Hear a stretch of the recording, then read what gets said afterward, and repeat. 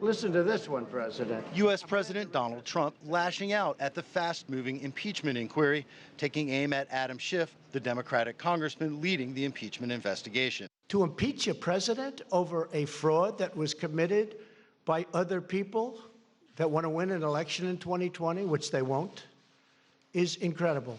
This is the greatest hoax, and it was about a beautiful conversation that I had. And just remember this, the Ukrainian new president, a fine man, said, "I don't know what you're talking about." There was no pressure.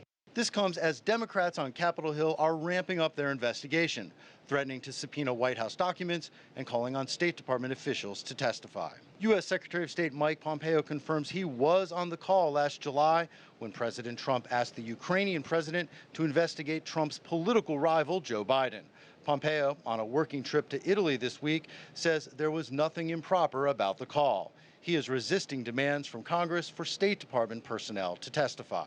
We won't tolerate folks on Capitol Hill bullying, intimidating State Department employees. That's unacceptable, and it's not something that I'm going to permit to happen. It was a total lie. Democrats say Pompeo and the White House are trying to hamper their investigation. We want to make it abundantly clear that any effort by the Secretary, by the President, or anyone else to interfere with the Congress's ability to call before it relevant witnesses will be considered as evidence of obstruction of the lawful functions of Congress.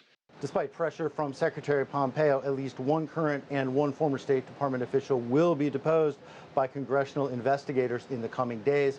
Those sessions will be behind closed doors. Jim Spellman, CGTN at the White House.